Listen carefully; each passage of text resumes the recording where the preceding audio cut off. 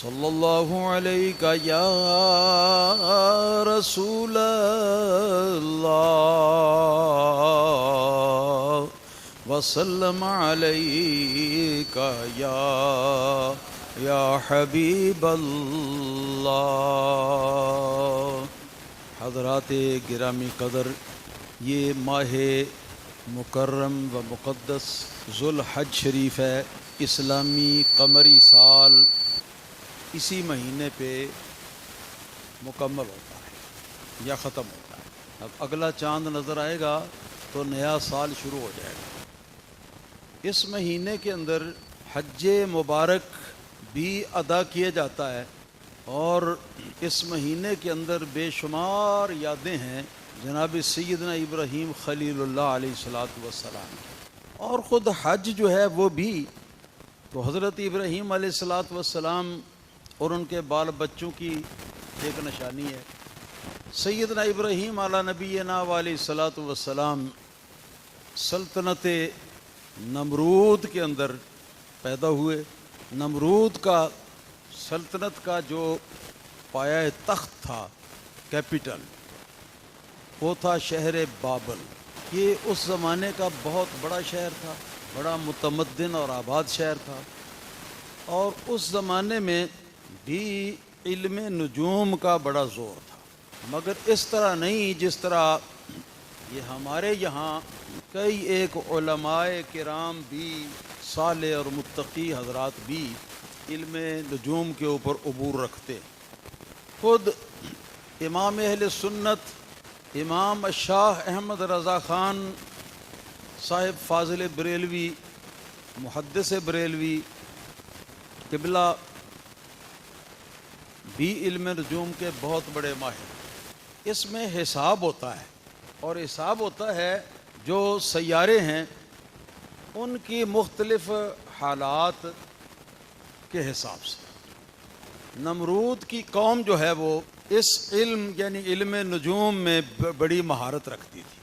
شہر بابل کی فصیل کے اوپر جو مین دروازے تھے ان کے اوپر ایک طرف سورج کی مورتی بنی ہوئی تھی، دوسری طرف چاند کا بت بنا ہوا تھا، اور ان سیاروں کے حساب سے، ستاروں کے حساب سے وہ سمجھتے تھے کہ دنیا کا نظام جو ہے نا وہ چل رہا ہے۔ اس کے ساتھ ساتھ نمرود نے اپنی سلطنت کے اندر اس میں یہ اضافہ کر دیا، جتنے بھی ذرائع معاش تھے ان سب پر کنٹرول کر لیا، اور اپنی مرضی سے لوگوں کو غلہ جاری کرتا کہ اپنے گھروں میں جا کے کھائیں، اور آہستہ آہستہ آہستہ آہستہ اتنے غرور میں پہنچ گیا کہ اس نے خود رب ہونے کا دعویٰ کر دیا۔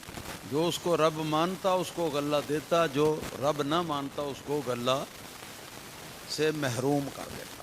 سرکار دو عالم صلی اللہ تعالی علیہ وسلم کا ایک ارشاد مبارک یہ عرض کروں گا، اس سے پہلے ایک سوال ہے، اس کو ذہن نشین فرمائیے۔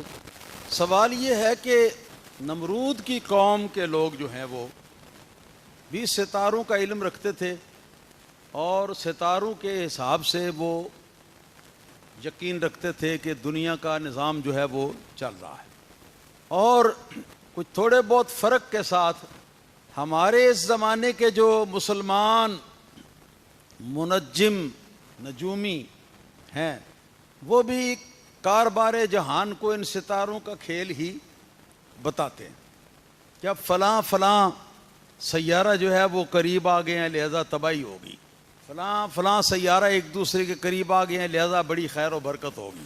سرکار دو عالم صلی اللہ تعالی علیہ وسلم نے ارشاد فرمایا کہ جو شخص یہ کہے کہ فلاں ستارے کی وجہ سے یا فلاں موسم کی وجہ سے غلہ پیدا ہوا، آمدنی میں برکت ہوئی، جو شخص یہ سمجھے کہ ستاروں کی وجہ سے سارا کچھ ہو رہا ہے، سرکار علیہ السلام فرماتی ہیں کہ وہ مشرک ہے۔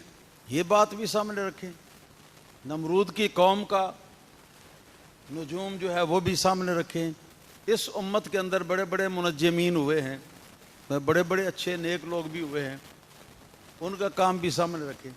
پھر اس حدیث کو سامنے رکھ کر ہمیں کچھ سمجھنا ہوگا کہ نجوم یعنی ستاروں کے حساب سے دنیا کے کاروبار کو منسلک قرار دینا. دراصل اس کی ہیں دو صورتیں.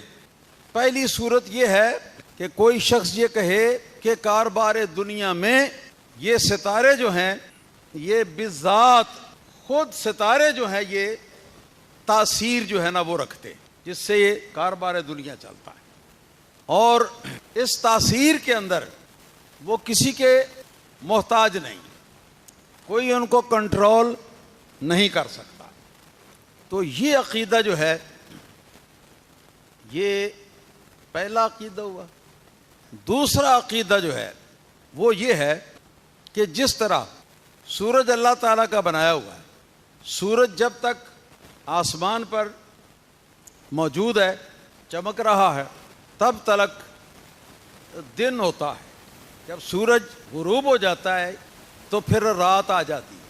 اسی طرح چاند اور سورج جو ہیں اپنی اپنی ٹرنوں کے ساتھ اپنی اپنی باریوں کے ساتھ یہ پھل اور غلے جو ہیں ان کو پکاتے بھی ہیں, اور ان کے اندر شیرینی یعنی جو ان کا ٹیسٹ ہے اس ٹیسٹ کو بھی عروج پر پہنچاتے ہیں. چاند اور سورج کے ذریعے سے یہ سارے کام ہوتے ہیں وغیرہ وغیرہ. مگر چاند سورج کے ان اثرات کو ہم لوگ یا مسلمان منجمین جو ہیں یہ ان کی ذاتی تاثیر نہیں قرار دیتے, بلکہ یہ قرار دیتے ہیں کہ اصلی خالق و مالک اور متصرف حقیقی مؤثر حقیقی اللہ تعالیٰ وحدہ لا شریک کی ذات ہے. یہ اس کے پیدا کیے ہوئے ذریعے ہیں کہ جن کو اللہ تعالیٰ گھماتا ہے پھراتا ہے, اور پھر جو حرکت ان کے اندر اللہ تعالیٰ پیدا کرتا ہے اس حرکت کے نتیجے میں پھر دنیا کے اندر مختلف کام جو ہے نا وہ پایہ تکمیل تک پہنچے. یہ دوسرا عقیدہ ہو گیا کہ مؤثر حقیقی اور حقیقی قدرت والی ہستی اللہ تعالیٰ وحدہ لا شریک کی ہے, اور سورج چاند اور دیگر ستارے جو ہیں ان کے اندر جو تاثیرات ہیں وہ اللہ تعالیٰ کی پیدا کی ہوئی. جب تک وہ چاہتا ہے تو وہ تاثیرات ان سے ظاہر ہوتی رہتی ہیں اور اس سے مختلف دنیا کے کام جو ہیں وہ انجام ہوتے ہیں. اور جب وہ جل مجد الکریم چاہتا ہے کبھی تو ان کی تاثیر کو روک بھی دیتا ہے, جو ہے وہ بھی پیدا فرما دیتا ہے. تو یہ عقیدہ جو ہے یہ اہل اسلام کا عقیدہ ہے, اور وہ پہلا جو عقیدہ ہے وہ عقیدہ اہل اسلام کا نہیں, بلکہ وہ لوگ جو اللہ تعالیٰ وحدہ لا شریک کو نہیں مانتے, خدا کے وجود کے قائل نہیں ہیں, اور وہ ان سیاروں یا ان ستاروں کی ذاتی قدرت اور ذاتی تاثیر سمجھ کر تو ان کے ذریعے سے نظام کائنات جو ہے اس کے اندر مختلف امور انجام دیے جانے کو مانتے. یہ مشرکی. اب فرق سمجھ میں آ گیا نا. مؤثر حقیقی اللہ تعالیٰ کی ذات کو جانے اور ان سیاروں ستاروں کو اللہ تعالیٰ کا مخلوق سمجھے, اللہ تعالیٰ کے آگے مقہور سمجھے, اللہ تعالیٰ کے آگے مجبور سمجھے کہ جس طرف اللہ تعالیٰ ان کو چلاتا ہے اس طرف چلتے. جو تاثیریں اللہ پاک پیدا فرماتا ہے ان تاثیروں کو دنیا میں بکھیرتے ہیں. یہ عقیدہ ہے اہل ایمان کا.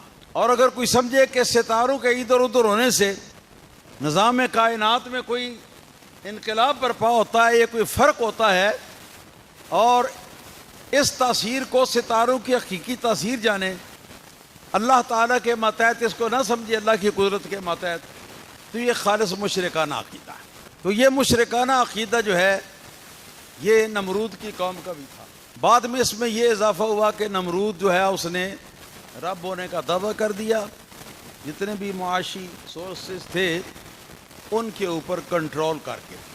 سیدنا ابراہیم علیہ الصلاۃ والسلام اس زمانے کے اندر دنیا میں تشریف لاتے ہیں, اور یہ اللہ پاک کا پرانا طریقہ ہے, عادت قدیمہ اور عادت کریمہ, کہ جس وقت دنیا کفر و شرک کی نوست سے آلودہ ہو جائے بلکہ پر ہو جائے تو پھر اللہ تعالیٰ کی رحمت کو بھی جوش آتا ہے اور اللہ تعالیٰ اس کے ازالے کا بندوبست فرماتا ہے. سو انہی حالات میں سیدنا ابراہیم علیہ نبینا علیہ الصلوۃ والسلام کو اللہ تعالیٰ نے پیدا فرمایا. بابل عہد نامہ قدیم جو یہودیوں کی کتاب ہے مقدس، اور عہد نامہ جدید جو کہ عیسائیوں کے مقدس کتاب ہے، ان دونوں کتابوں کا اس بات پر اتفاق ہے کہ سیدنا ابراہیم علیہ نبینا علیہ الصلوۃ والسلام کے والد گرامی حضرت تارح تھے۔ کون؟ حضرت تارح۔ تارح بھی کہتے ہیں، ہا حلوے والی بھی، اور خا کے ساتھ بھی اس کو پڑھتے ہیں، اور تاراہ بھی اس کو پڑھا جاتا ہے۔ اصل میں یہ لفظ جو ہے یہ عبرانی زبان کا لفظ ہے، تو عربی میں آیا تو آ کر کچھ تھوڑی بہت تبدیلی ہو جاتی ہے۔ حضرت تاراہ، ہاں ہدایت والی آخر میں، اس سے پہلے الف۔ حضرت تارح، حضرت تارخ، یہ تین طرح آیا۔ یہ بائبل کا عہد نامہ قدیم اور عہد نامہ جدید، یہود اور نصارہ، ان سب کا اس بات پر اتفاق ہے کہ حضرت ابراہیم علیہ الصلوۃ والسلام کے والد گرامی جو ہیں، حقیقی والد، ان کا نام ہے تارح۔ اس کے بعد ائمہ مورخین لکھتے ہیں اجمع النسابون علی ان اسم ابی ابراہیم علیہ الصلوۃ والسلام تارح۔ جتنے بھی علم نسب کے ماہر ہیں، علم نسب کیا ہے؟ فلاں کا باپ کون ہے، آگے اس کا باپ کون ہے، آگے اس کا باپ کون ہے، اور آگے دور تک یہ سلسلہ جو ہے اس کو لے جا رہا ہے، یہ علم نسب ہے۔ تو جو علم نسب کے ماہرین ہیں ان سب نے اس بات پر اجماع اور اتفاق کیا ہے۔ علم الانساب یہ علم تاریخ کی ایک برانچ ہے، ہسٹری کی ایک برانچ ہے، اور مراد ماہرین انساب سے جو اہل اسلام ماہر انساب ہیں وہ بھی ہیں، اور جو اہل اسلام کے علاوہ ماہرین انساب ہیں وہ بھی اس میں شامل ہیں۔ ان سب کا بھی اس بات پر اتفاق ہے کہ حضرت ابراہیم علیہ الصلوۃ والسلام کے والد حقیقی جو ہیں ان کا نام تارح تھا۔ اس کے علاوہ ائمہ مفسرین میں سے بہت سارے حضرات نے بھی یہ بات لکھی ہے کہ حضرت ابراہیم علیہ الصلوۃ والسلام کے والد حقیقی کا نام تارح تھا، اور یہ کہ جس کا نام آذر آتا ہے اور ابی کے ساتھ آتا ہے، یہ شخص حضرت ابراہیم علیہ الصلوۃ والسلام کا چچا تھا۔ بعض اس کو حضرت ابراہیم علیہ الصلوۃ والسلام کے رشتہ داروں میں سے کوئی دور کا رشتہ دار سمجھتے ہیں، اور یہ بت پرست تھا۔ یہ آپ حضرات کو معلوم ہونا چاہیے، مشرکین کے لیے دعائے مغفرت جائز نہیں۔ جو شخص کسی کافر مشرک کے لیے مغفرت کی دعا کرے یا اس کا جنازہ پڑھے، چاہے اس کے لیے مغفرت اور بخشش کی دعا کرے، ائمہ اسلام کا اس بات پر اجماع اور اتفاق ہے کہ وہ شخص کافر ہو جاتا ہے اور دائرہ اسلام سے خارج ہو جاتا ہے، وہ مسلمان نہیں رہتا۔ یہ بات ذہن میں رہے کہ مشرک کے لیے دعائے مغفرت جائز نہیں ہے۔ پھر وہ دعا جس کو اپنی ہر نماز کے اندر آپ آخر میں پڑھتے ہیں، دعائے سیدنا ابراہیم علیہ الصلوۃ والسلام، رب اجعلنی مقیم الصلاۃ، کرو ترجمہ، اے میرے رب بنا دے مجھے نماز کو قائم رکھنے والا، ومن ذریتی، اور یا اللہ پاک یہ نمازیوں کا سلسلہ جو ہے یہ میری ذریت میں بھی جاری رکھنا۔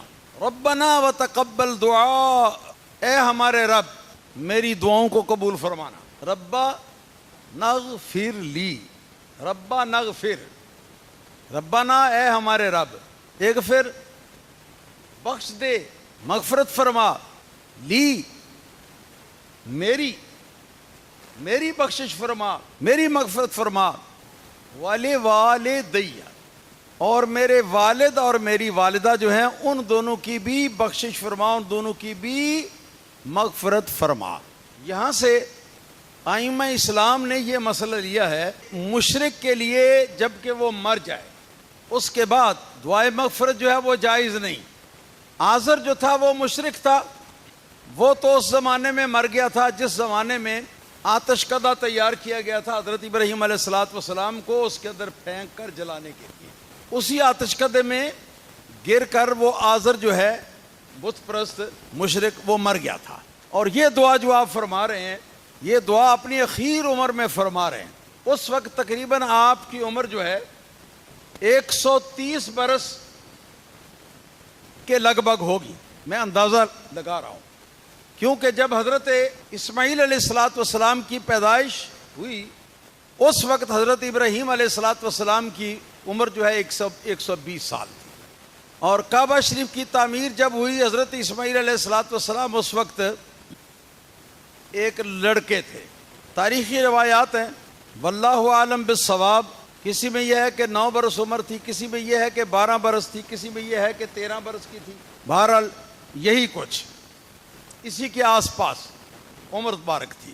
تو حضرت ابراہیم علیہ السلام نے اس زمانے میں کعبہ شریفہ کو تعمیر فرمایا۔ کعبہ شریفہ کو تعمیر فرمانے کے بعد آپ نے جو دعائیں فرمائی ہیں ان میں ایک دعا یہ ہے کہ رب اجعلنی مقیم الصلاۃ، اے میرے رب مجھ کو نماز کا پابند رکھنا، ومن ذریتی، میری ذریت اور میری اولاد میں بھی یہ سلسلہ جو ہے اس کو قائم و دائم رکھنا۔ ربنا وتقبل دعا، اے ہمارے رب اور میری دعائیں قبول فرماتے رہنا۔ ربنا اغفر لی، اے میرے رب مغفرت فرما میری، ولوالدیہ، اور میرے والد اور والدہ کی۔ یہاں باپ کا لفظ نہیں ہے، باپ کے لیے عربی زبان میں لفظ استعمال ہوتا ہے اب، یہ باپ کے لیے استعمال ہوتا ہے۔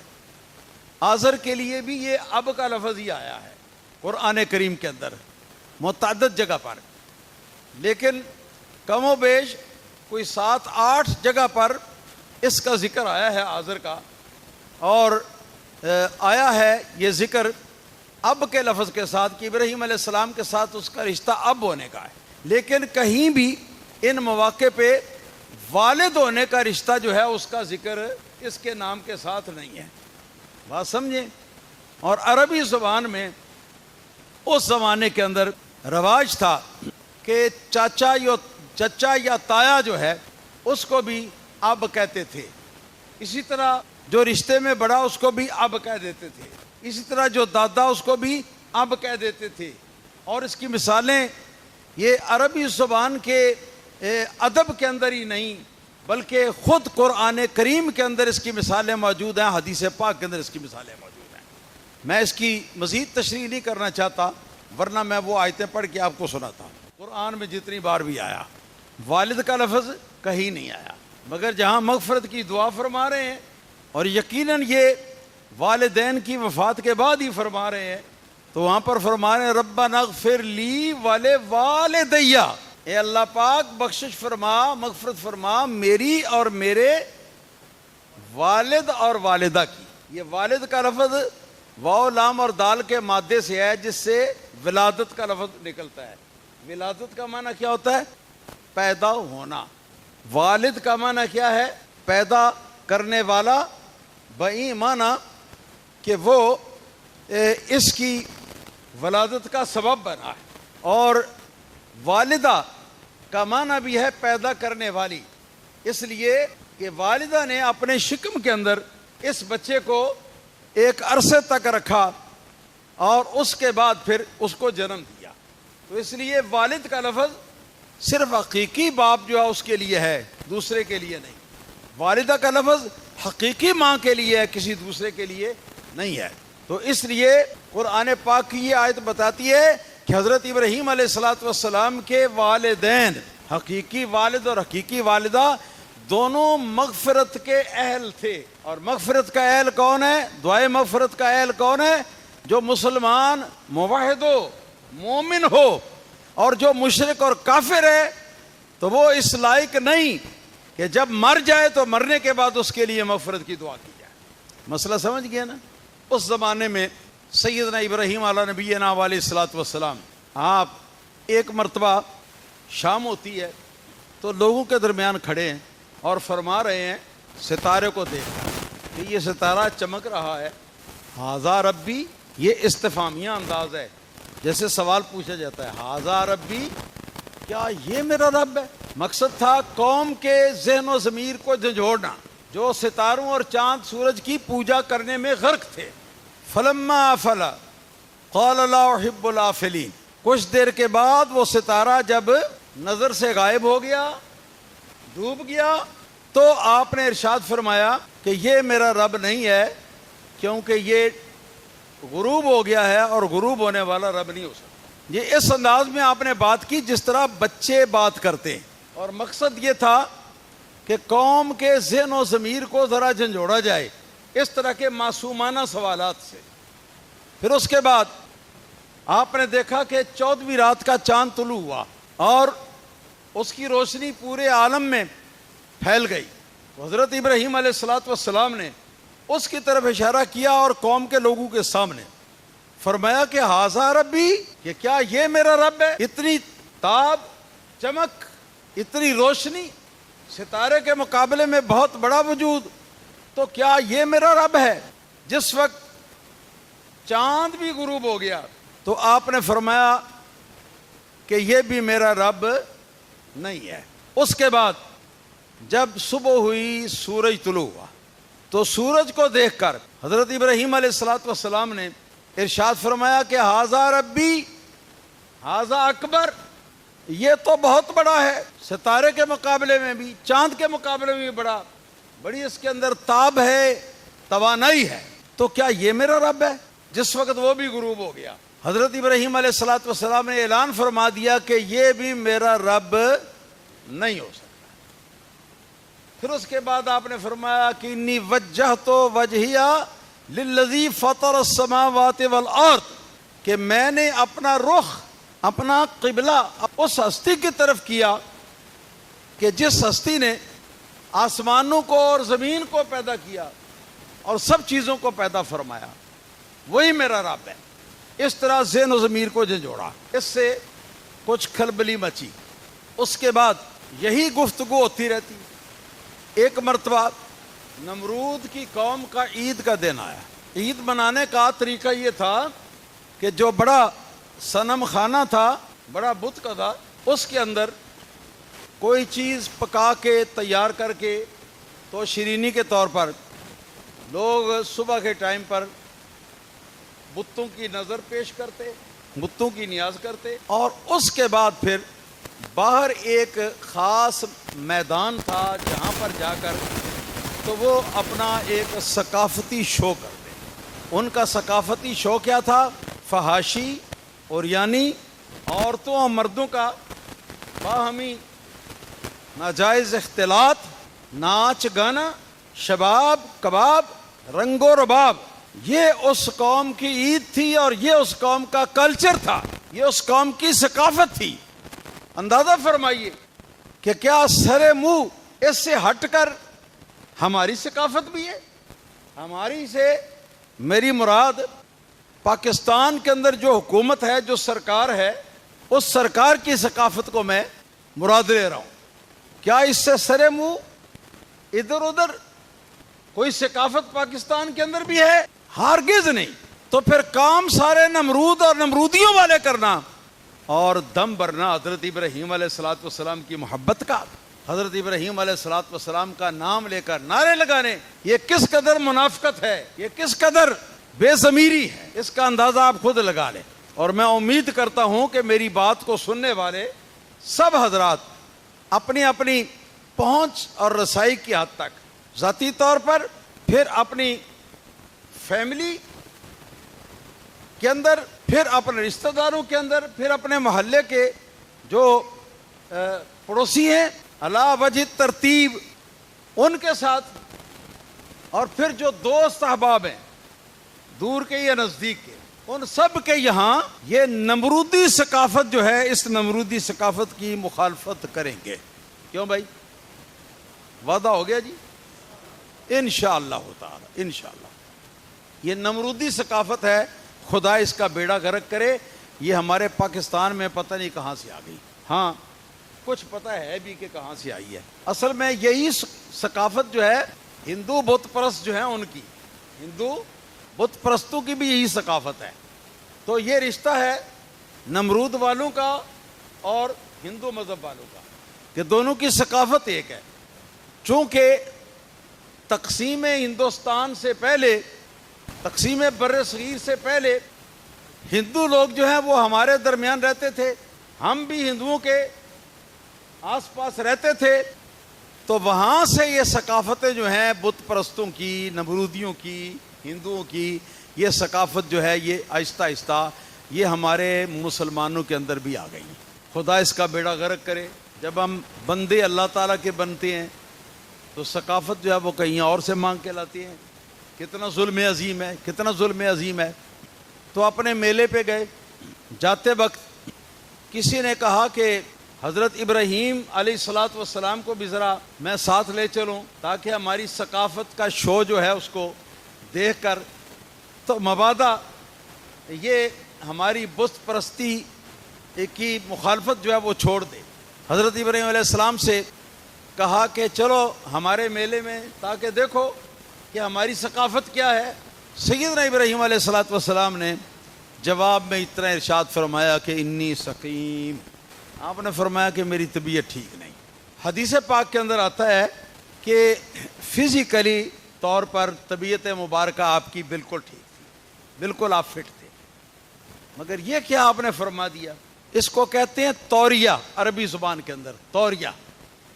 توریہ کا مطلب ہے کس کی اپنی مصلحت کو شو ہونے سے بچانے کے لیے ایسا لفظ استعمال کرنا کہ سننے والا اپنے مطلب کی بات سمجھ رہا ہے اور سنانے والا جو ہے وہ اس کو کسی اپنے مطلب کے اندر مراد لے رہا ہے۔ تو سننے والے نے یہ سمجھا کہ شاید ابراہیم علیہ السلام کو کوئی بخار ہوگا، اس طرح بیمار ہیں، مگر حضرت ابراہیم علیہ السلام کی اب مراد یہ تھی کہ جہاں لے جانے کا تم نام لیتے ہو اس جگہ کے اندر جو کچھ تم لوگوں نے کرنا ہے تو اس کو یاد کر کے میری طبیعت خراب ہو جاتی ہے۔ آپ کا مقصد یہ تھا انی سقیم سے۔ تو چلے گئے، ادھر سیدنا ابراہیم علیہ السلام نے یہ کیا، ایک کلاڑا لیا، بت خانے کے اندر پہنچے، بالکل فرصت کا ٹائم آپ کو مل گیا۔ آپ نے یہ کیا کہ ایک بڑا بت تھا اس کو چھوڑ دیا اور باقی بت جتنے بھی ہیں ان کے ٹکڑے ٹکڑے کر دیے، ہاں جی، کلاڑے کے ساتھ۔ کوئی بت نہیں چھوڑا، کسی کی ٹانگ توڑ دی، کسی کا بازو توڑ دیا، کسی کا یہ کیا نام ہے یہ گردن سے اس کو توڑ دیا۔ الغرض سارا بت خانہ چکنا چور، صرف جو بڑا بت تھا اس بت کو چھوڑ دیا اور کلاڑا جو ہے اس بڑے بت کے کاندھے کے اوپر رکھ دیا اور تشریف لے گیا اپنے گھر۔ جس وقت یہ اپنے میلے سے یہ لوگ اپنے ثقافتی پروگرام سے، ثقافتی شو سے واپس آئے تو بت خانے کا جو حال زار دیکھا تو دیکھ کر تو بڑے سخت پریشان ہوئے۔ قالوا من فعل هذا بآلهتنا انه لمن الظالمین، کہنے لگے کہ ہمارے خداؤں کے ساتھ یہ سلوک کس نے کر دیا ہے، کس نے ان کو تہہ تیگ کر دیا ہے، کس نے ان کو چکنا چور کر دیا ہے، بے شک وہ بہت بڑا ظالم ہے۔ قالوا سمعنا فتى یذکرہم یقال لہ ابراہیم، کسی نے کہا کہ ہم نے سنا تھا ایک نوجوان کی زبان سے جس کو ابراہیم کہتے ہیں کہ وہ بتوں کے خلاف کوئی ایسی بات کر رہا تھا۔ قالوا فأتوا بہ علی اعین الناس لعلہم یشہدون، تو نمرود نے کہا کہ اس کو ہمارے دربار میں لاؤ، سب لوگوں کے سامنے لاؤ تاکہ سارے لوگ جو ہیں وہ اس کو دیکھیں اور لوگ شہادت دیں اس بات کی کہ اسی کی یہ حرکت ہے۔ سیدنا ابراہیم علیہ السلام جس وقت بلا لیے گئے اور آپ سے پوچھا گیا کہ انت فعلت ھذا بآلہتنا یا ابراہیم، کہ اے ابراہیم کیا یہ سارا جو کچھ ہمارے بتوں کے ساتھ برا سلوک کیا ہوا ہے کیا یہ آپ نے کیا ہے؟ حضرت ابراہیم علیہ السلام نے یہاں پر بھی توریہ سے کام لیا۔ توریہ سمجھ گئے نا، پہلے میں نے بتایا، تو توریہ سے کام لیتے ہوئے آپ نے فرمایا کہ بل فعلہ کبیرہم ھذا فاسألوہم ان کانوا ینطقون۔ آپ فرمانے لگے کہ یہ جو بڑا ہے نا اس کے کاندھے کے اوپر کلاڑا ہے، تو اس کو شاید غصہ لگا ہے اس بات کا کہ میرے یعنی بڑے حضرت کے، بڑی سرکار کے ہوتے ہوئے یہ جو چھوٹے چھوٹے خدا ہیں ان کے سامنے بھی نظر نیاز لوگ پیش کرتے ہیں۔ اس بات کا غصہ اس کو آ گیا، تو یہ دیکھو کلاڑا اس کی گردن کے اوپر موجود ہے لٹکا ہوا، تو اس نے ایک ایک کر کے سب کو چکنا چور کر دیا۔ حضرت ابراہیم علیہ السلام نے فرمایا کہ ان سے پوچھو، خود اپنے خداؤں سے پوچھ لو تاکہ یہ بتائیں کہ ان کے ساتھ یہ سلوک کس نے کیا۔ ہو تو سب کی گردنیں جھک گئیں شرم کے مارے، اور بے شرم ہو کر پھر آخر کار یہ بولے کہ اے ابراہیم، تم جانتے ہو کہ ما ہؤلاء ینطقون، تم جانتی ہو کہ یہ ہمارے خدا جو ہیں یہ بول نہیں سکتے، تم کیسے ان سے پوچھیں؟ تو آپ نے ارشاد فرمایا اف لکم ولما تعبدون من دون اللہ ما لا ینفعکم ولا یضرکم، ہم نے فرمایا کہ تف ہے تم پر اور تمہارے ان خود ساختہ خداؤں پر کہ ایک خدائے قہار وحدہ لا شریک کو چھوڑ کر تو اس کے مقابلے میں تم اپنے ہاتھوں سے گھڑے ہوئے ان پتھر کے بتوں اور ان دھات کی مورتیوں کی عبادت کرتے۔ چنانچہ اس کے بعد پھر انہوں نے سوچا کہ اب ہم حضرت ابراہیم علیہ السلام کا معاملہ جب تک ختم نہ کر دیں اس وقت تک ہماری قوم جو ہے وہ چین سے نہیں رہ سکتی، کیونکہ اس نے تو اب ہمارے خداؤں پر بھی ہاتھ سیدھا کر دیا ہے۔ انشاءاللہ تعالی آئندہ جمعۃ المبارکہ میں حضرت ابراہیم علیہ السلام کی سیرت کے کچھ بقایا پہلو جو ہیں ان پر گفتگو کروں گا۔ وآخر دعوانا ان الحمد للہ رب العالمین۔